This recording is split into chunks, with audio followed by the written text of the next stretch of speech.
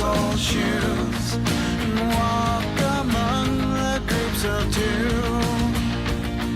It's not ideal, it's just how we feel. It's a shame we're easily amused. The only cure for this forward motion is to make emotion fly away. The air is cold, but the water's not frozen. I see ripples rolling every day.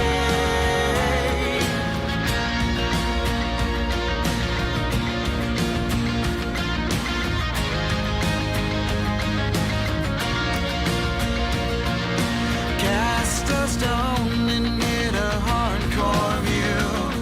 Catchphrase of the day is that it's true. There's no coffee talk and only one way to please. It's a shame what you do moves me. The only cure for this forward motion is to make emotion fly away.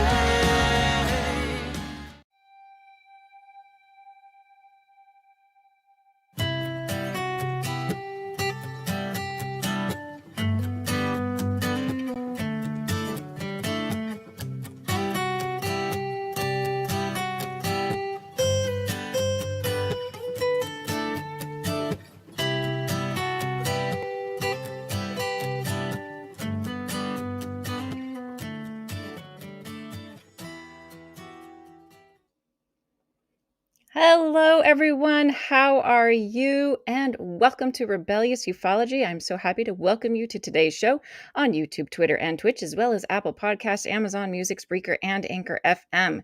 And if you like what you see here today, consider joining the rebellion by hitting that subscribe button, and don't forget to ring the bell to get notifications for all of our videos. You can also follow me on Twitter at Rebellious UFO and Instagram at Rebellious Ufology. Also, we are a show run completely by donations, which can be made on Buy Me a Coffee, where you could buy me a tea. The link is in the description down below, and I always appreciate any help you can get. So I am very excited today, guys. We will be talking with producer John Yost. John's prestigious career began under the jurisprudence of the U.S. Treasury Department. During that process, he attained his U.S. Customs broker's license and occasionally was a paid consultant to the FBI in international trade matters. After 10 successful years, the work lost his appeal. He left his position and sought another opportunity and childhood dream that would equally challenge him, which was film. Within 4 years, John had successfully earned invitation to every national arts organization, the Screen Actors Guild, American Federation of Television and Radio Artists, Actors Equity Association, and the American Guild of Musical Artists. John eventually joined the team of RYNO Production and began the foundation work that would eventually become RYNO Pictures. In addition to the hundreds of projects that he has written and directed, he also produced several films. Alien Abduction Answers, which is the documentary we're going to be talking about today, is his watershed project where he was finally able to tell the true story of what happened to him as a child. Well, I don't know about you, but I am very excited to hear all about this. So before I bring John on, we have a special treat. I'm very excited. I'm going to show you the trailer for John's new documentary. So let's get that rolling, and then we'll bring John on so we can talk more about it all.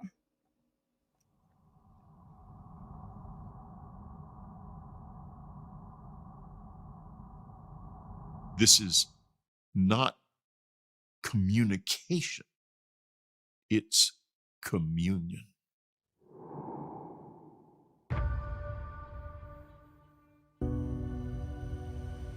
Hundreds of thousands of people have claimed contact.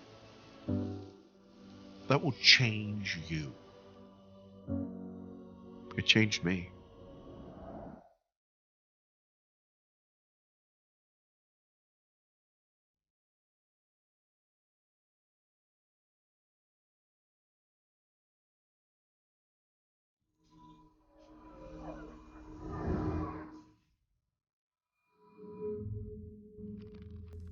This was something that I kept buried for years.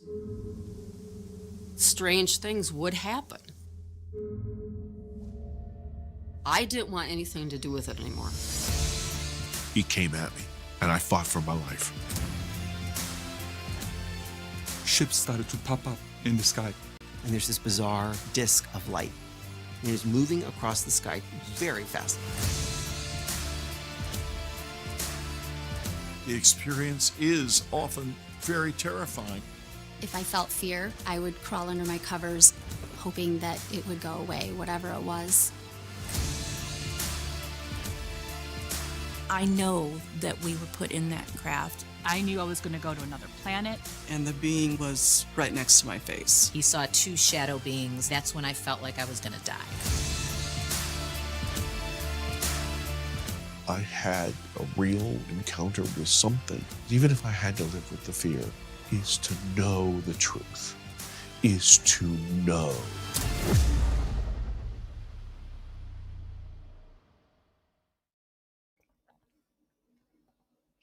Doesn't that look amazing, everybody? Oh, I'm so excited. Okay, so without further ado, let's bring John on so that we can talk all about this and find out more.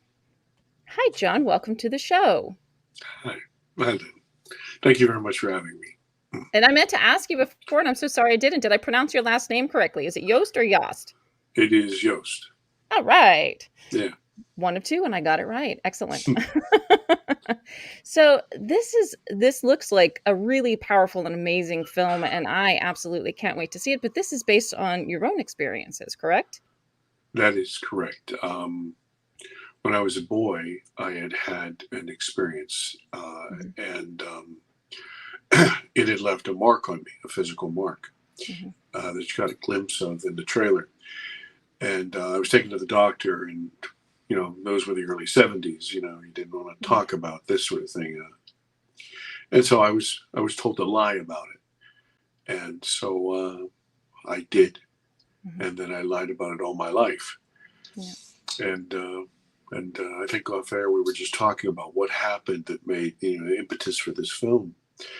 Well, as you read earlier, I work for a company called RYNO Pictures, and we do projects around the world.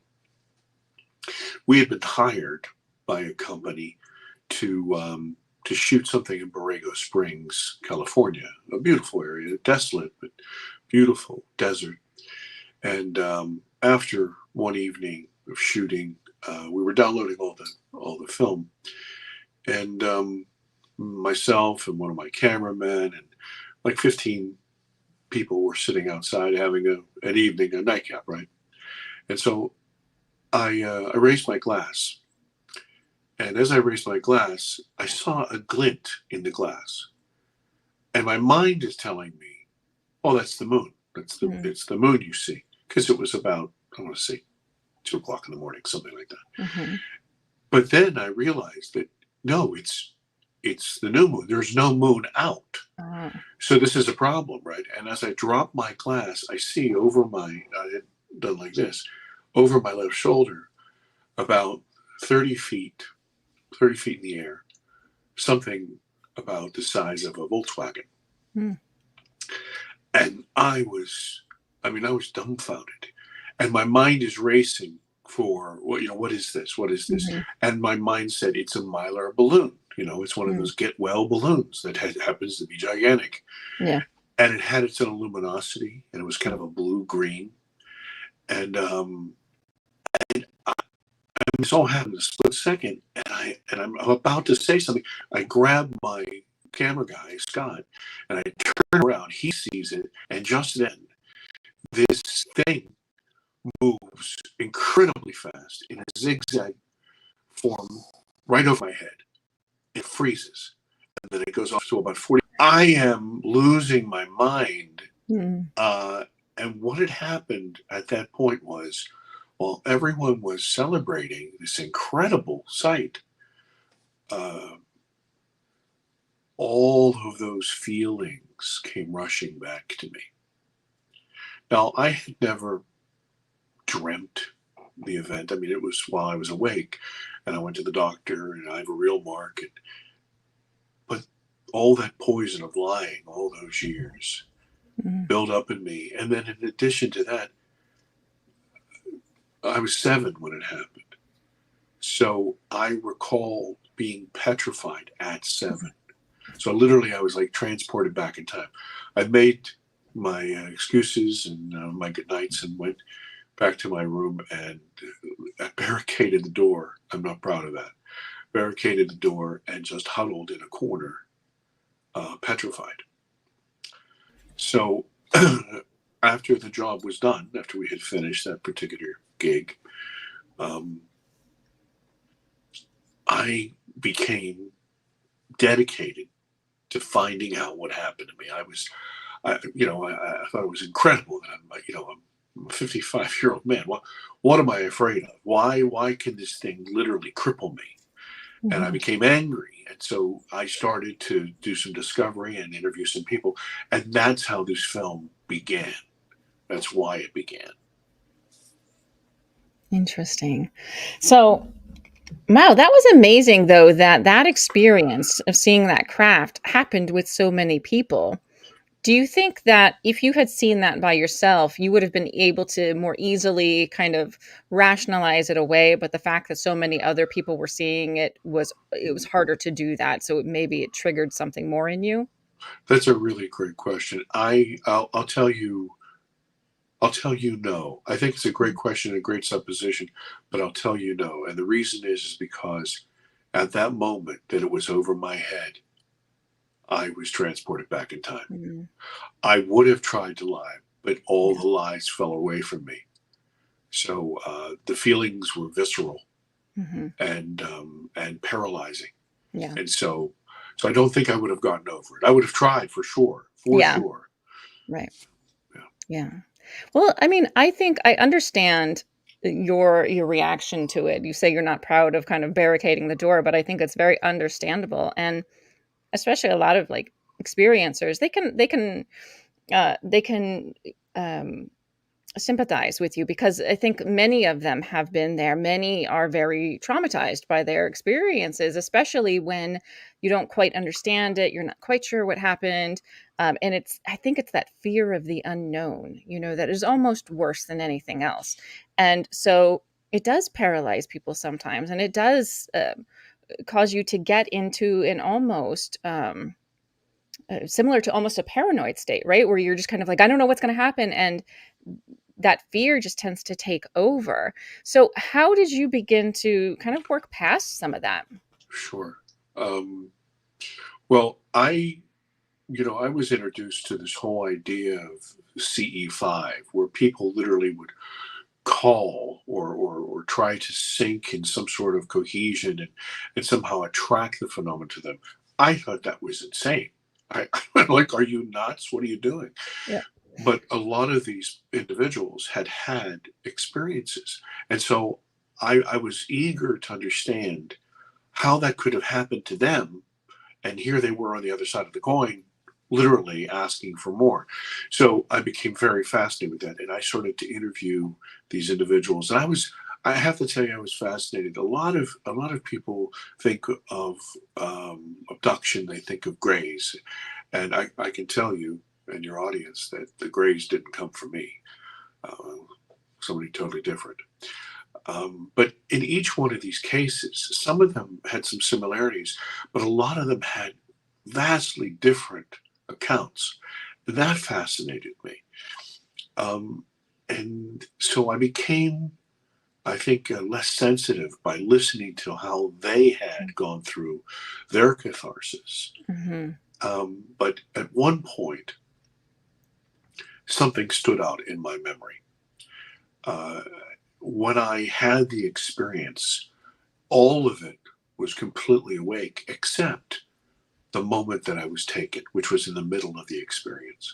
Yeah. I was standing at the threshold of a bathroom, mm-hmm. and this entity was in front of me with its back to hardwood stairs. And I felt taken. I felt wind, there was tremendous light, there was power, there's energy, and I couldn't tell what was happening. It was like a kaleidoscope. When I came to my senses, my back was to those stairs, and the entity's back was to the bathroom. And that was the only part that I could not remember. And that became the absolute touchstone that I had to figure out. And so this whole thing, if you can imagine, this is the stew that my investigation is in. These good people had led me to someone called Debs Shakti. Now, Debs Shakti is an internationally known quantum hypnotherapist. And she has she's been around for decades, and she has a global practice. And she talked to me and she said, listen, I can help you relax enough to recall that bit, because that became an obsession to me. Everything else was absolutely crystal clear, but I could not remember that. And I had to remember that. And that's what you see at the end of the trailer. I said, even if it's the scariest thing in the world, I have to know. I have to know. And that passion is what led me there and to her. Yeah. I'm smiling because I understand that feeling. I was very much the same way myself. I know it's interesting. So, kind of having worked with experiencers, you have one of two things usually. You have like the people that just want absolutely nothing to do with it. They don't want to know. They'd rather just keep those memories hidden away. And then the people like you and me who are like, I want to know, regardless of whatever it is, I want to know. So I know that that drive that you're talking about. I absolutely understand that. Sure. So once you did find out, and I don't want to give away too much because people need to go see this documentary, but once you did find out a little more, did that change the way that you felt about your experiences? Did you gain a different perspective on them? Yes. Well, a couple of things. As I said, this is 40 some years ago. Yeah. So I have a different perspective because I'm a full grown man. The second thing is that through that experience, number one, the unknown was known. I knew who took me. Number two, I knew where I went. Number three, I knew what they did to me. And I knew how I don't want to say the word participate, but how I engaged that phenomena, what happened during that time. So I hate to say that I learned everything, but I got my answer. It might be something that I didn't like, but I got my answer. And so, but one thing I will tell you personally is that I have become a much more honest person. Interesting. So it sounds like you gained quite a lot of information from your work with, oh my goodness, I'm so sorry. Please remind me of her name. Deb, was it? Debs Shakti. Deb Shakti, yes. That you gained quite a lot of information, which is wonderful because sometimes people don't. They don't always get a lot of information, or they might get a little bit here, a little bit there. Did you have to do more than one regression, or did it all just kind of, were you one of the, dare I say, lucky ones where it just all came flowing back? Well, I have to tell you something. I'm kind of a hard nosed. I don't want to say skeptic, but I'm kind of a person that needs really convincing, and I'm critical thinking kind of guy. So when she was talking about relaxing me, and I was careful about you're not going to make me look like a chicken or that sort of craziness. And she said, no. She said, you're going to do all the work. All I'm going to do is teach you how to relax, so you can open up that file cabinet, because it's there and it's locked, and it's been locked for a long time, and you did it on purpose. So that trauma had locked it away. And so we had a couple of sessions prior to the big session, if you will. And I said, look, I want to take a risk here. I want to film this. And that was a new experience for her too. She doesn't do that sort of thing. And so I said, I want to film this, and I don't know what I'm going to say, and I might look like an ass, but I need to know. And I don't want to miss anything, and I don't want to misinterpret it. I want to hear the raw words. And if the film is going to be worth its salt, the audience needs to hear the raw words. Yeah, absolutely. So that's in the documentary then, is your session? Yes. Oh, that's exciting. Wow. That is fascinating. So what What compelled you? Because there must be some sort of a compulsion to want to make a documentary about this entire experience, because it is a very vulnerable experience. So what compelled you to make this documentary, to want to share it with the world? Sure. Along the way, I had done a lot of research, and there are a lot of people who claim, expertise or whatever, but I had really been taken by a gentleman named Whitley Strieber. Mm-hmm. And in the 80s, he had, the guts to write about his interactions, and he really is prolific. Mm-hmm. And he's more than an author and a speaker. He's really a philosopher about this sort of thing. So I had wanted to see if I could speak to him. And I didn't know him. I had no contacts or whatever. But Deb said, through a dear friend of her, a gentleman named Mark Sims, he had a very nice relationship with him. And this is how we met Whitley. And he was pretty tough on me because, because as you know, this subject is rife with charlatans and rife with, crap. And so he put me through the ringer. But in the end, he understood that I was, honest about finding out the truth. So after talking to him at length and then interviewing him, and having my session, a lot of people talk about missions, when they come out of these things and they have a mission to do this. Or I never felt that I had a mission. I don't see myself as anyone significant. I tease sometimes. I say, you can introduce me as the nobody, because nobody has been told no more than me. So I don't think of it that way. But what I realized was this: is that, oh my God, how many people have gone through this? Yeah. And I was amazed at thousands, tens of thousands, hundreds of thousands around the world, not America, the globe. And I thought, how many of these people have lied, have obfuscated, have gone through these night terrors, this sort of thing. Yeah. And I thought, you know what? I really want to reach out to those folks. I'm not interested at all in convincing anyone. This isn't, I'm not starting a church. I don't have a website. That's not what it's about. But what it is it's an honest and gritty and straightforward encounter in the mix of all these other people. And in the mix of somebody who's very sage and has a lot of years to think about this and articulate it, to give to folks who are now in fear and ignorance, because that's who I was. I was in fear and ignorance, and I think most of the world is in fear and ignorance, to some sort of understanding. Because if you have understanding, the next stage is to, well, what do you do with it? Now you have the information on what can you do with it. Then you're much more empowered. And so I felt possessed to do that. And as I've teased with my crew, my company, RYNO Pictures, I said, well, this is really not a resume builder. And that's the thing. That's true. That is true. Yeah, I could be committing professional suicide here. But the intense feelings that I had as a boy and carried with me my entire life outweighed my fear of rebuke and mockery. Yeah.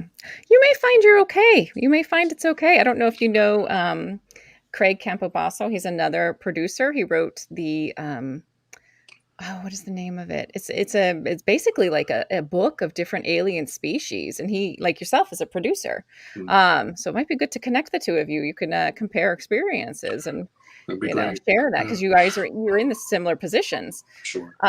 But so speaking of your crew, what did they think? So they went along on this journey with you. How did it change them, or did it change them? How high can you arch your eyebrows? There were a lot of looks like that. And what had happened was, remember that trip I told you about? Well, I had started to change There was an obvious change in me because now I was very unsettled.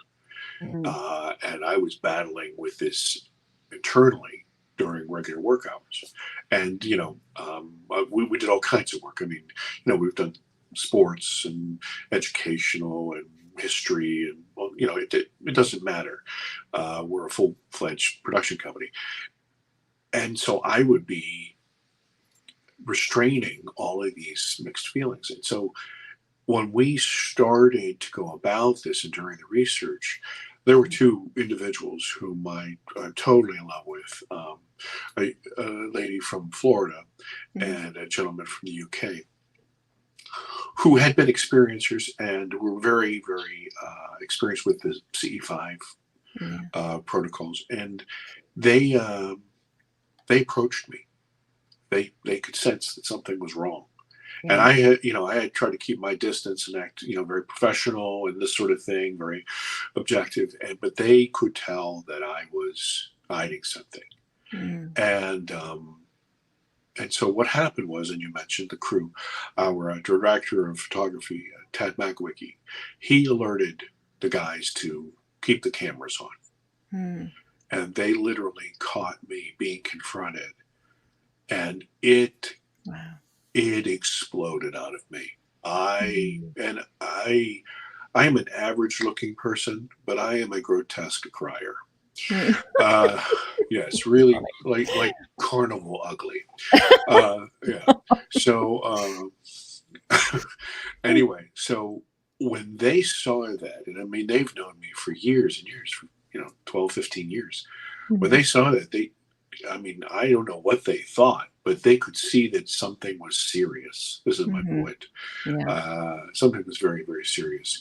And so when that had come out, they kind of individually spoke to me in private.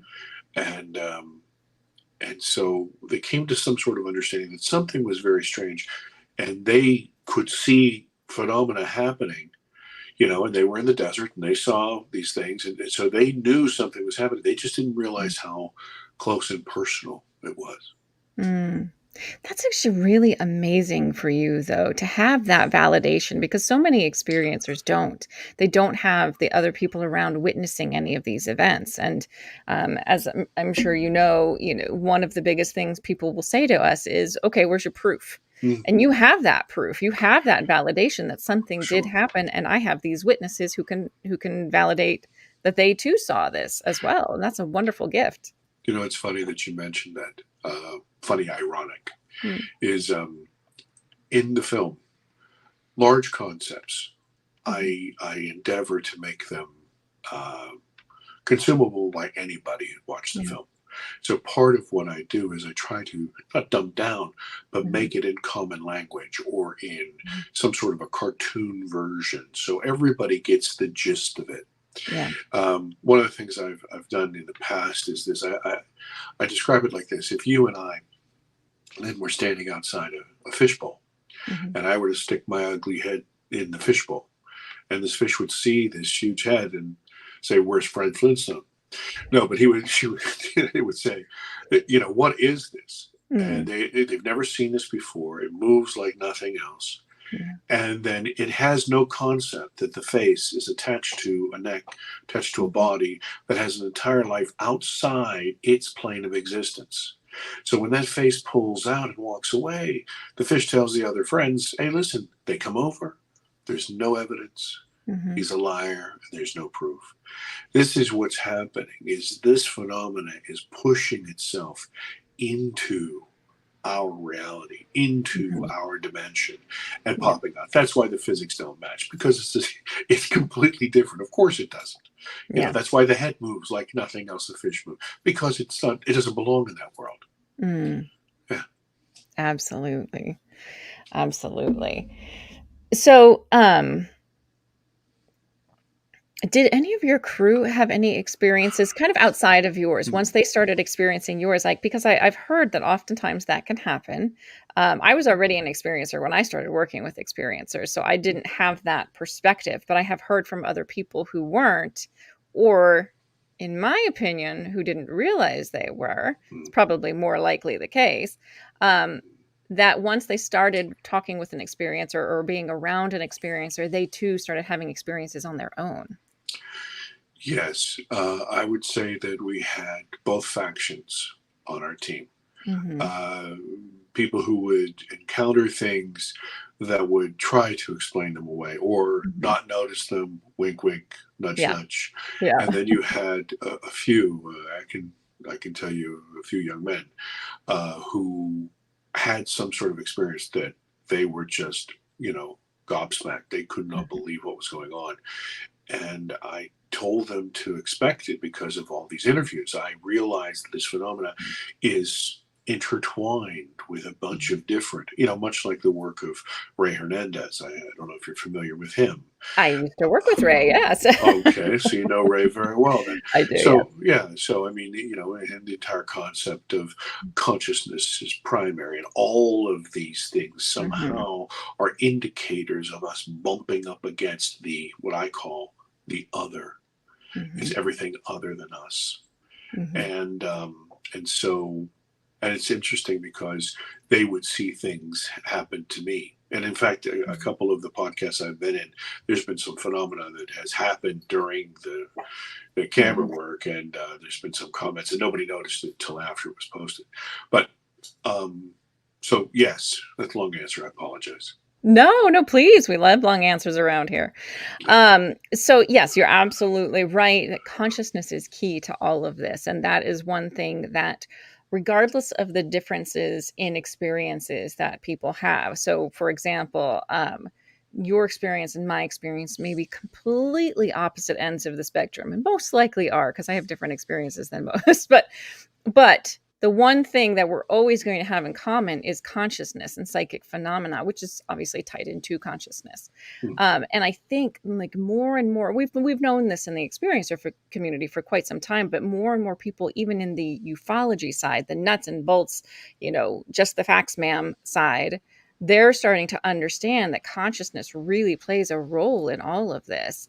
And I find that so fascinating that, and I don't know if you've experienced this as well, but that so many more people are recognizing their experiences because they're open to these more kind of psychic experiences, whether you want to call it on the astral or out of body or whatever terms that you want to use to describe it. So many are happening in that form now. I don't know if you've found that as well. Yes, and I think it's probably due to two factors. I think first of all is when you as a person recognize that things are happening around you. Now you're going to be more attentive. Your eyes and your ears and your nose, and you're picking up thousands of bits of information all the time. Has it ever happened to you? Somebody's talking to you and you didn't even hear them, and you said, "What?" Yeah, I mean, something as silly as that. Yeah. Okay. Well, here's another example. Suppose you're sitting somewhere and you feel like somebody's staring at you. You turn around and somebody's okay, that shouldn't exist.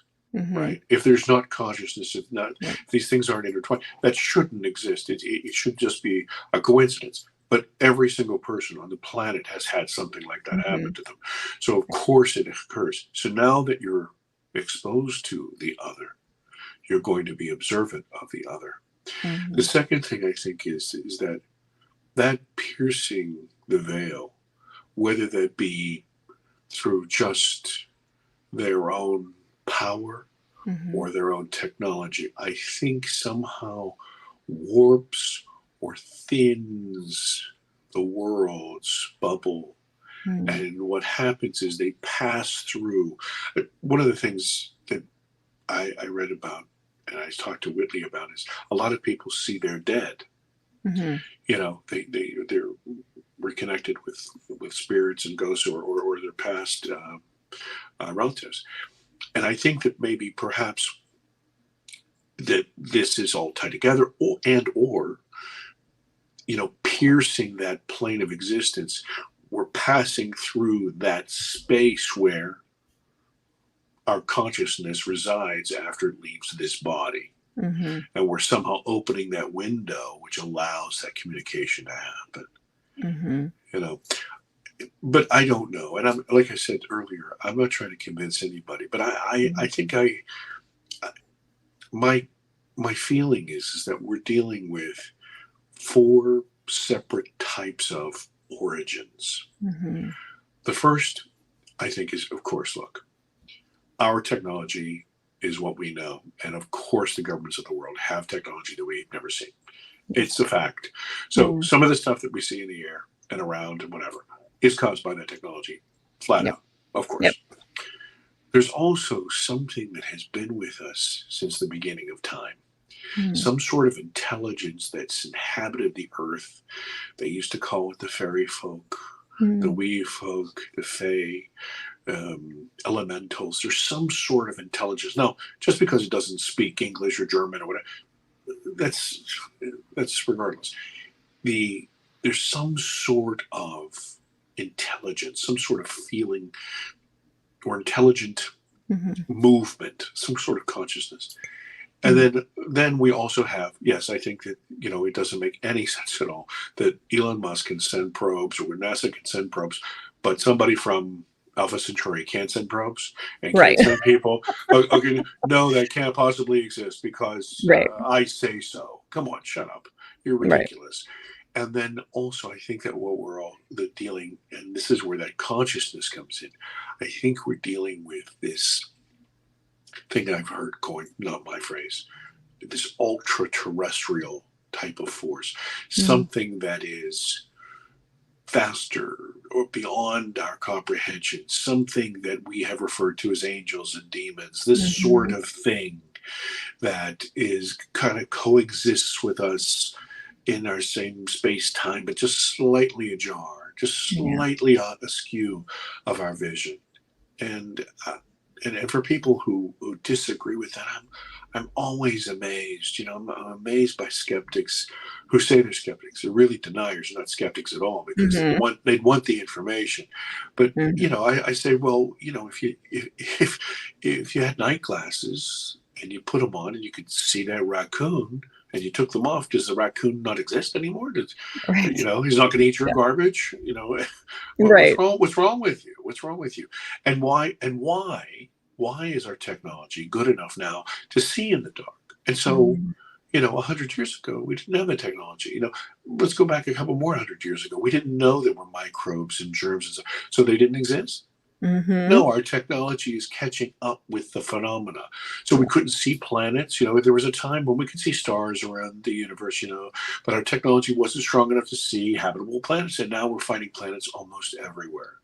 So does that mean they just were born, in the last 20 years? Come on. Come on. How ridiculous are we? But we tell ourselves this, and this is really kind of the circle around.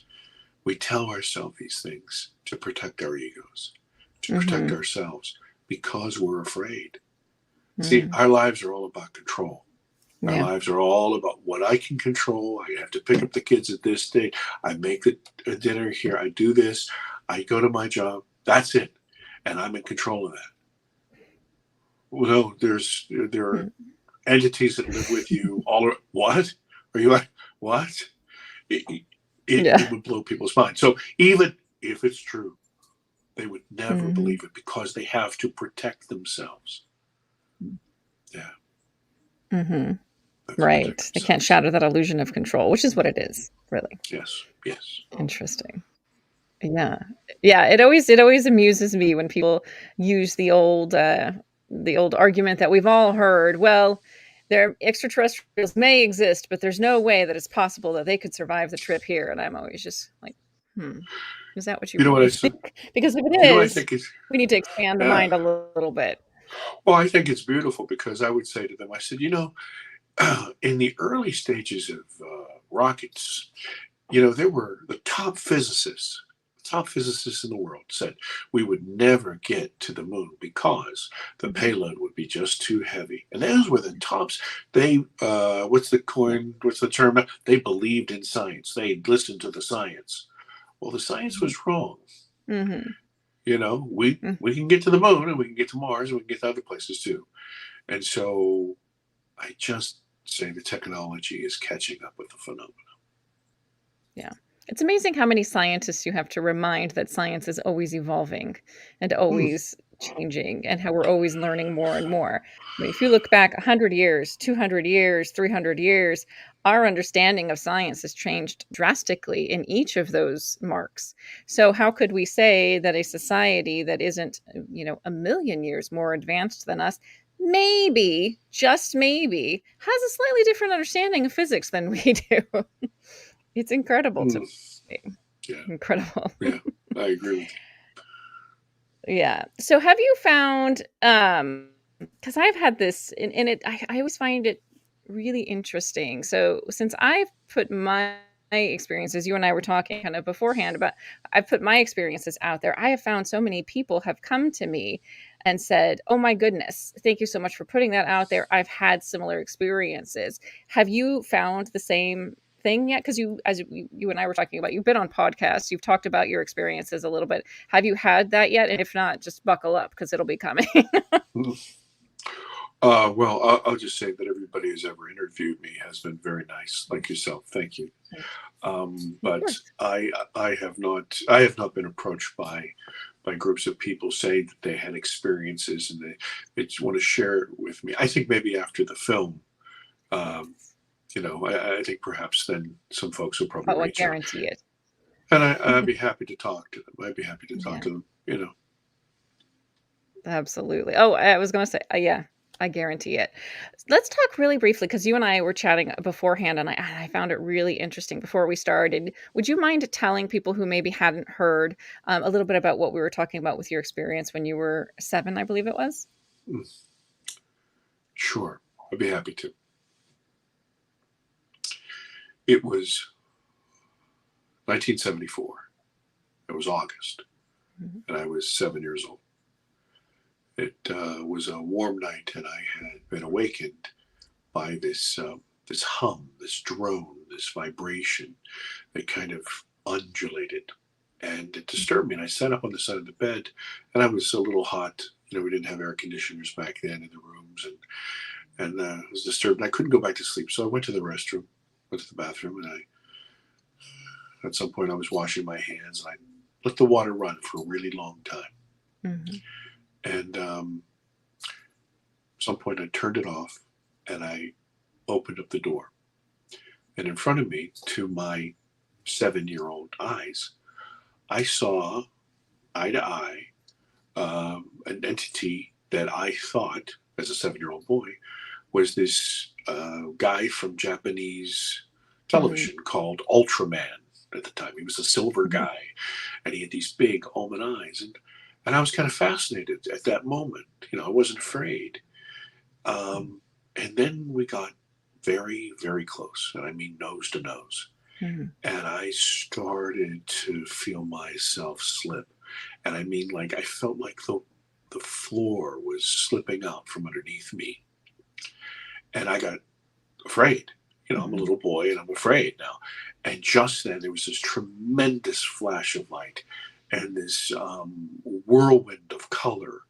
I think maybe I explained it like, I was on a very fast train looking out a window, and I felt like I was moving, but I didn't know anything. And then when I finally came to my senses, the strange thing was, as I mentioned earlier, was that this entity's back was to the bathroom, and my back was to this stairwell that went down. It was hardwood. And at this moment, I'm kind of, catching my breath, and I say he, but I don't know, reaches out with his right hand and touches my left shoulder. At that point, I was shocked, and I felt this power, this energy, this bolt of whatever, and it shocked, and I fell down the stairs. Well, my parents' room were on the first floor. And my father was a big guy. He was a mill worker, and he had just come home a couple hours earlier, and he was not very happy to be awake. And they come out, my parents come out, and I'm wailing, and I'm saying there's Ultraman up in my bedroom, and I'm sure all he heard was there's an intruder. So he bounds up the stairs, he's gonna do some damage, and throwing doors open, and he comes to the top of the stairs, and he looks a little disgusted. He looks a little disappointed. Mm-hmm. And he says, there's nobody here, whatever. And so my parents, they take me up in the room, and they do what parents do. They open up a closet, see there's nothing there, that sort of thing. Yeah. And they put me to bed. Well, the next day, it's summer. So I'm a little kid, and I'm out playing. And I come in, and it's time for dinner, and my mother says, oh, you're going to take a bath before dinner. And, I'm 7. I don't want to. And she pulls my T-shirt off, and she looks at my shoulder. And she says, honey, what's this? And I say to her, I said, Mom, I'm looking around. I said, Mom, I told you Ultraman was my room. Mm-hmm. So she kind of dismissed it, and the bath happened and whatever, and I didn't think about it. Well, a couple of days later, my father is taking me to the doctor's office. Yeah. And as he pulls into the parking lot, he looks back at me and he says, now listen, he was kind of a gruff guy. He says, now listen, when we get in there, I don't want to hear any of this Ultraman bullshit. You keep that shit to yourself. Yeah. You just, I'm telling you. And I was the first son, and so I loved my dad. And of course, I would have done anything for him. And I said, sure, Dad. Mm-hmm. So we get in there, the doctor gives me an exam, everything's fine. He sees some bruises on me from the fall, of course. Mm-hmm. But then he gets to my shoulder and he says, hey, sport, what's this? And I could see my dad. Ooh, he was giving me the look. The look. These youngins, they don't understand the look. Back we know. Back in the 70s, we knew about the look. Yep. Well, he gave me the look, and I said, oh, nothing, I'm just playing. So he sent me on my way. And I remember I could hear them talking as I left the examination room, something about very extreme heat, high heat. So we're driving back, and my father said to me on the way, he said, now listen, I don't want you to scare your mother. I don't want you to scare your sisters with this. You keep that shit to yourself. I never want to hear about this Ultraman thing again. Never. Do you understand me? And I said, sure, Dad. Yeah, sure. And so that's when the lying began. And so I lied about it all my life, and it's a large mark, and it's raised. So it's not like I could hide it, every time you went to the pool or, or a gym class or whatever. Hey, and I mean, I told anything, everything, I've been shot, I've been stabbed, somebody hit me with a bomb, because I mean, think about it. Anything is better than to say, hey, by the way, I was never, ever going to tell anybody that. Right. And so I lied about it, and all the poison that comes with lying, all the poison, I say that again, all my life. And so that's what happened to me as a boy. So it must be a great relief at this point in time not to have to hide that anymore. It must be quite a weight off your shoulders, if I can say that without being a pun completely. But it must be such a relief to be able to finally speak your truth about all of this. It's funny. I'm sorry, I'm going to be a bit of a jerk. I always love when people say your truth. I'm old enough to remember when your truth meant an opinion that nobody else held. Well, you know what? Sometimes it is, and that's okay too, right? Because it is sometimes our truth, and that doesn't. Oh no, I'm just an Irish jerk. I'm just. No, anyway, you're fine. So, it feels. I'll tell you this, as I mentioned to you before. I've come out on the other side, and I'm a much more honest person, and that itself is a healthy thing. When they say truth is the best policy, it's like saying eating fruits and vegetables is good for you. Of course it's the truth. It's good for you. It's good for your soul. It's good for your mind. It's good for everything. And so, yes, of course, being unburdened with that. But what it's done is, I don't want to say but, and it's opened up an entire other world to me. Because what's happened now is, as I said to you, I've noticed And there was another experience that had happened that along this way that really kind of, I don't want to say activated me, but it shook me to the core, and it started me looking, because I would never, it was never about me. It was always about the phenomena. It was always about other people. It was always about the film. It was always about that. Yeah. When these things came up and, literally face to face, I was in Michigan. Mm-hmm. And this is before the very ugly situation. We were observing a CE5 circle. And once again, like I said to you, I'm a complete novice. I have, no idea about this stuff. And these people calling this stuff done is insane to me at this time, right? So it's kind of an uneventful night. And I'm helping the team. We're all together and we're stashing the gear. It's the end of the night. And one of the people from the circle come up to me and they say, "Hey, listen, did you happen to notice this kind of energy over by these trees?" I said, "No."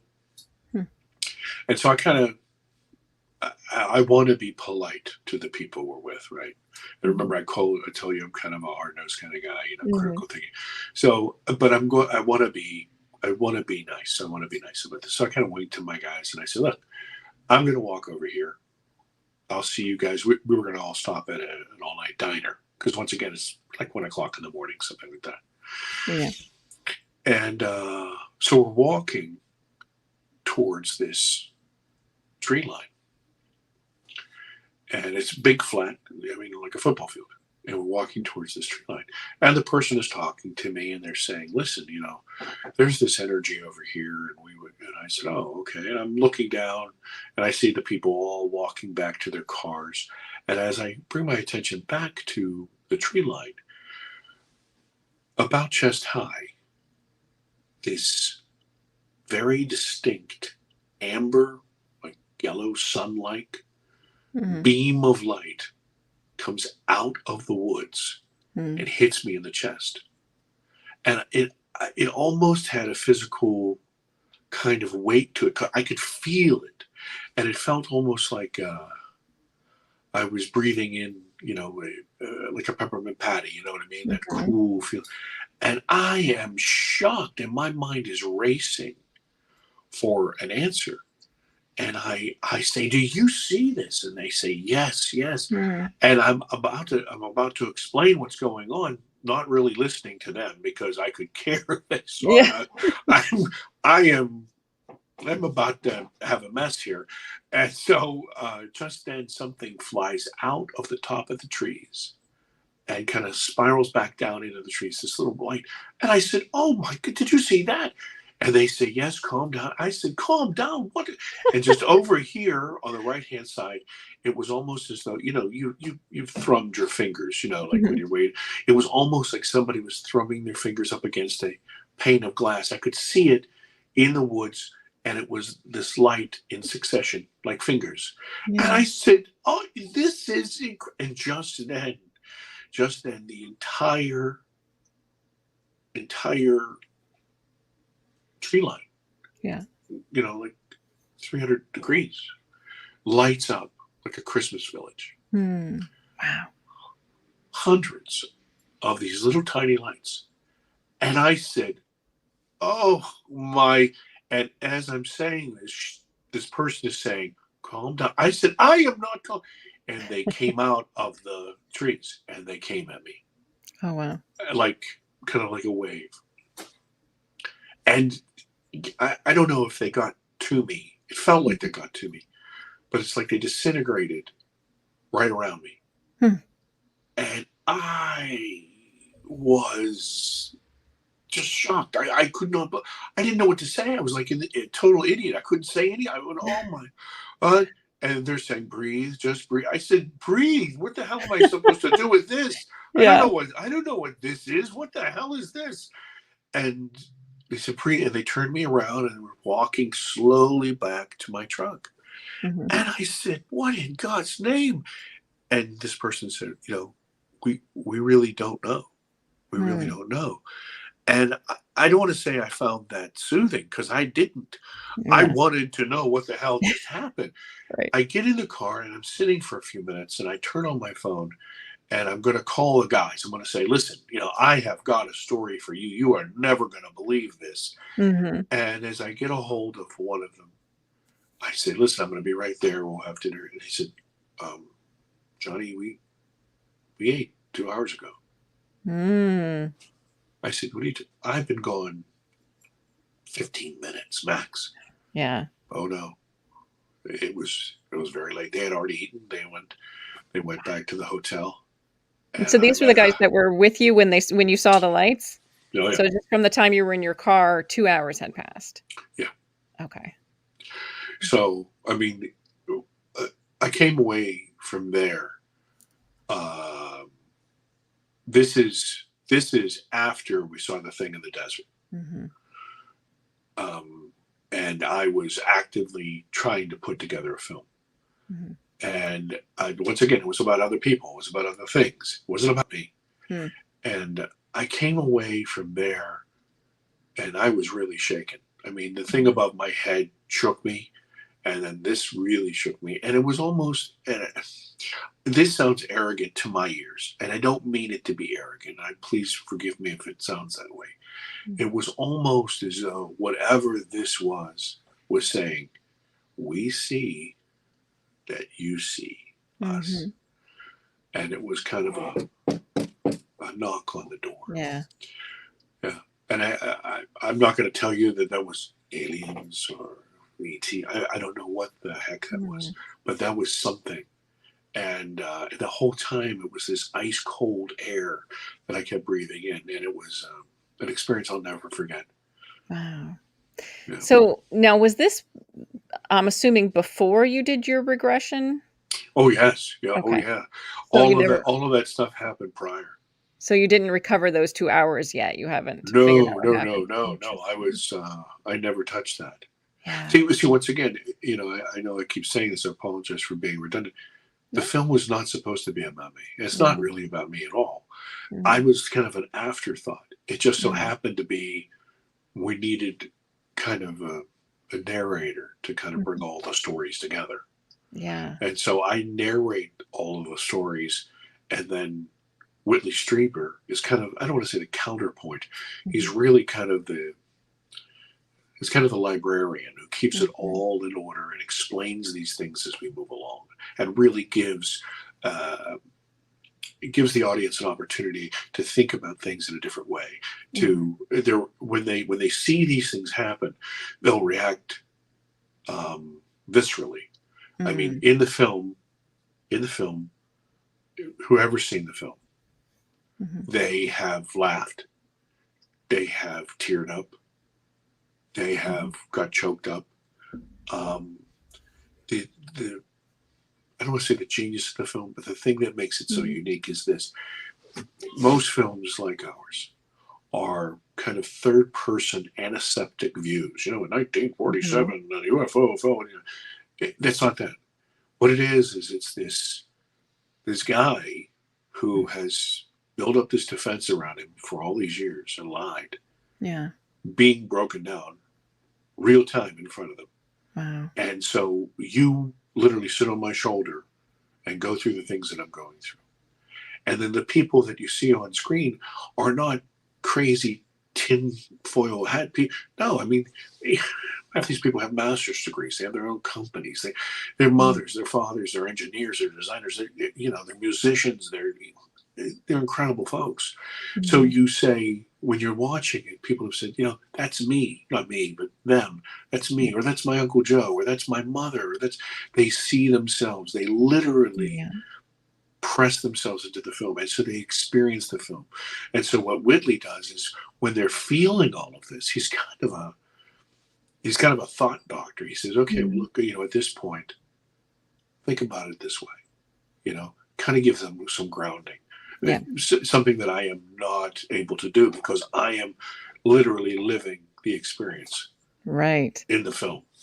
That's amazing. It's amazing that you put that out there too, because there are people going through it. There are people that were going through it at the time that you are. There are people going through it right now, and there are people that are going to be going through it in the future. And so for them to be able to see how you went through it and kind of have Whitley Strieber in there, helping them along at the same time, because they will be experiencing it with you, whenever it is that they're watching this. I think that's an amazing, amazing thing to do. But I can't believe our hour is up already. It has been absolutely fantastic. Can we tell everyone, so the documentary is coming out May 3rd, correct? Sure. Pre-orders are being taken now, but the official release is May 3rd, and it's released everywhere. If you Google alien abduction answers, you'll find it everywhere. But it's coming out on Amazon Prime, Apple TV, Google Play, Kino Now, everybody. Fantastic, because I know a lot of people have been saying, I want to watch this in the chat. So it'll be amazing. So that's only 2 weeks from today, right? I think 2 weeks. That right? 2 weeks. I might sleep after that, but that would be good. Yeah, get some rest at that point. Absolutely wonderful. Well, thank you, John, so much for coming on. It has just been an absolute delight to talk with you today, and I cannot wait to watch the documentary. It sounds amazing, and I will be reminding people of it up until the point that it's released, and to remind them to go watch it, because I think it'll be fantastic for everyone in this community and everyone in general to watch as well. I really appreciate it. Thank you so much, and thank you to your audience. All right, thank you. We'll have a wonderful evening, and I'm sure we'll talk soon. All right, bye-bye. Bye. Thanks. Thank you all so much. You have been wonderful as always. Thank you for joining John and I tonight. Thank you, John, again for joining me here. Don't forget to come back here tomorrow morning at 8 a.m. Eastern to get the lineup of all the shows for the day. And if you enjoyed this, please consider joining the Rebellion by hitting that subscribe button. And don't forget to ring the bell so you get all the notifications. And because I love talking to you, and because the YouTube gods look kindly upon it, please leave a comment down below and let me know what you found most interesting. Thank you, everyone, and I hope you have a wonderful evening. I will see you tomorrow morning. Bye-bye.